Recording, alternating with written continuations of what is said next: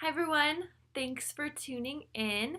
I am so excited to talk to you today about one of my favorite events of the year. It's the LA Art Book Festival. It happens every year at the Museum of Contemporary Art in downtown LA in the Geffen Center. It is Coachella for book lovers, art lovers. There's so many things there going on, so many cool things to explore. It's almost overwhelming, and you can definitely spend a decent amount of money and time looking at everything. I went 2 years ago. They unfortunately didn't have it last year, but I went 2 years ago and I got a bunch of books and experienced a bunch of really interesting things. And now it is time for this year's haul. I bought a bunch of things this year and really got to experience a little bit more of the festival. We went to, or the fair, excuse me, festival fair, whatever. We went to one of the panel discussions that was really, really interesting and thought-provoking, and it gave my fiance and I a chance to kind of talk about some things and sparked a really interesting conversation between the two of us, which I always love it when I go to something and I end up talking about it for the next couple hours afterward. There really is something for everybody there. All of the big publishing houses are represented. All of the smaller publishing houses, local publishing houses are represented. Also independent publishing houses, like people that make zines. These are all independent published books. There are artist-made books, like actual artist books, editions of, like a fine art book. Then there's books about super famous artists. There's a whole section of vintage books, vintage catalogs from museums. You can buy vintage posters. There's a whole section of old independent magazines like the East Village Other, the Berkeley Barb. Those are really cool. They're really expensive. But what I was primarily there looking for was books about art theory and art education, since that is what I'm really interested in. So that is what, for the most part, what I ended up buying. I did end up buying a few little fun things along the way, but most of the books that I bought aren't full of pictures. They're full of words. They're about contemporary art and challenges that artists are facing now. So this is what I got. I will try to link all the websites to these publishers down below if I can find them. But I highly recommend, if you're somebody that likes to read and is interested in art or likes to support local artists making their living in the world, selling their zines, this is a good way to do it. And you get a lot of face-to-face connection, which is always really cool. So they're not in any particular order. They're not in an order of how I purchased them or favorites. These are all just things that I got. So this book was created by, the name is not in here, Jackie, Collaborative Words and Drawings by Ariel Dill, Amanda Friedman, and Denise Schatz. And this is a book of just really simple drawings that are all inspired by Hilma af Klint. And I'm really interested in Hilma af Klint right now. My students in my class are actually doing a project inspired by Hilma af Klint. So anytime I kind of see something about her, I always want to buy it. So I bought this book. It's really simple, and I think what I'm going to do is actually make copies of these pages and use them as a coloring book for my students.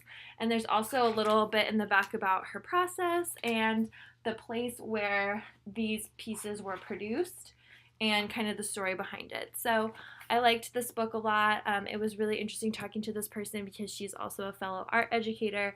So I was happy to support and get this book. And the cover art is so cool. The next stack of books, I got 3 readers. These that was like the only book that I got that was like anything to do with like illustration or pictures. Everything else is pretty much all words.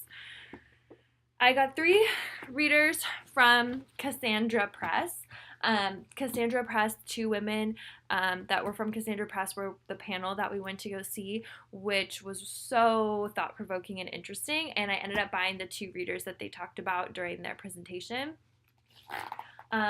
which were this reader on double consciousness, which specifically is W.E.B. Du Bois was the first person to talk about double consciousness, and this is something that specifically pertains to the Black community, African American community, but it's something that I'm also interested in as well as a point of view of how we exist inside of ourselves and how we then exist out in the world. So I'm excited to read this. And then going along with that, she also talked about reparations. So this is a reader on reparations, which is definitely a hot button issue for a lot of people. But it's something that I want to know more about. And the girl, when she was talking, the woman, I should say, when she was talking about these things, was talking a lot about the history and the background, and it's something that you don't learn every day in school, but it's so important. It's American history, and it's something that I want to know more about. So I'm excited to read both of those. And then I also bought, because I was specifically interested in this and asked a question about it during the discussion, and she recommended this reader to me, and this one is all about fetishism. So you can see that there are no pictures, but there's plenty of room to write notes. That's what she said her goal was, that you would highlight and write notes and kind of be thought-provoked. So I'm excited to read those 3 and just gain more knowledge, more breadth of knowledge about issues that are from the past that are still very much affecting life today. Then I got some zines. I got this little one. It's almost like a real printed book. This one is called Process as a Verb, and it's really short, and it's just these little kind of prompts about different things, and they're almost like little idioms or axioms related to the art making process. So I thought these were kind of interesting to parse through and see if there's anything I can use for my students. And for example, one in here that says, don't try to create and analyze at the same time. They're different processes. So, you know, kind of thinking about untangling these different art processes. I'm excited to just kind of like refer to this from as time goes on. Then I bought 3 little zines from Sarah Gottesdiener. I have a couple of her books. She writes like the Many Moons workbook that I really enjoy reading, and I like reading her newsletter, so you should subscribe to it if you are interested in like magic, ritual, living your life in accordance to the phases of the moon and kind of like what it means, and oh, is it a good time to do this? The moon is in this phase. So I got a few of her little zines. They were at a good price, so I got them. This one is all about intuition. Intuition 101, traditions and techniques. So kind of tapping more into your intuition. And what I really like about all of her stuff that I've come across so far, and I think these are no exception, is there's always a lot of journaling prompts in here. And I love to journal. I want to get back into actually art journaling. I used to do that a while ago, and I want to get back into it. So I love that all her stuff has journaling prompts. So I got that one about intuition. Envisioning the Empress, which says different ways to work with the archetype of love and creation, which I'm excited to read. And then, always important, Money Moon Magic, to learn how to make money from the moon. Okay, so next I got a couple like journaling type things. Like I said, I'm interested in getting back into art journaling, so I wanted to get a few of these little journals. This one I picked up and I really liked it. It looks like it's from Book Hook. It was like a little small artist. Oh, I've like seen that somewhere before. But basically what this is each page has a little prompt on it, and you can either write or you could draw, journal, pull a tarot card and write about that. For example, it says happy people have, and then there's like a little example at the bottom. Happy people have no stories. They have no history. They have nothing to say. They have been happy, and this is completely unproductive. Skepticism is you do not, you can, I am suspicious of. So just like kind of different interesting little prompts, and there's little pieces of art in here you could color in or collage over. So I thought this was really cool. I'm excited to use this as like a daily, maybe morning pages practice. I'll see. And then I saw this and I just could not resist it. You could do it maybe this way or this way, but it's just this amazing, ginormous, from Paper Chase Press, just lined paper notebook, but it's like taken to the next level. This is a hand-painted cover, really cool and beautiful, and then I just like when I saw this giant spiral, I was like, I'm in love with this. This is amazing. So I had to get this, fill it up with all my ideas. I love to write things down, so that'll probably be full in no time. The first table I actually stopped at was a table that I bought a few things from the first art book fair that I went to, and they were back again with some new books, which is always the bomb. These books are written about art practice, art theory, things pertaining to contemporary art. Some of them are really irreverent and funny, and then also a little bit serious. Some of them are more serious, some of them are more irreverent and funny, but they all kind of have that vibe about them where there's like funny anecdotes and then serious discussion. So I got 3 from them. I got As Radical as Mother, As Salad as Shelter, What Should Art Institutions Do Now? Seems like a really interesting topic, just about how, you know, in the times we live in, what are art institutions really supposed to be communicating? What are they talking about?